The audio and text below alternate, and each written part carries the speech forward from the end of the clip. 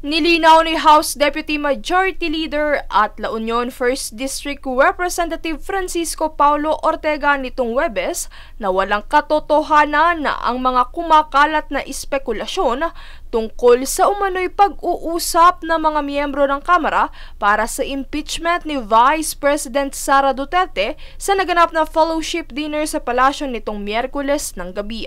Anya, isang simpleng salu-salo lamang ang naganap kasabay ng pagpresenta ng manifesto kung saan nakasaad dito na anuman ang banta sa Pangulo ay siya ring banta sa Republika. Ang manifesto of support na ito ay layong pagtibayin ng suporta ng mga miyembro ng Kamara para kay Pangulong Ferdinand Marcos Jr.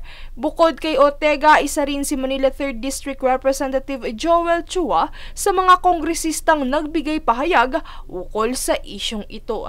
Dagdag pa rito, higit 200 kongresista ang dumalo sa pagtitipon at nilinaw na walang senador na pumunta sa kaganapan. Sa panig ni Ortega, hindi nila mapipigilan ang mga naghahain ng impeachment complaint at parte ng kanilang trabaho ang tanggapin ito at bigyang kaukulang aksyon. Ngunit sa ngayon, nakatuon daw muna ang kanilang trabaho sa pagdinig ng mga panukala at iba pang usapin. We've been very focused with the hearings. Yun pa rin po ang goal doon pa rin po yung thread ng focus namin sa majority.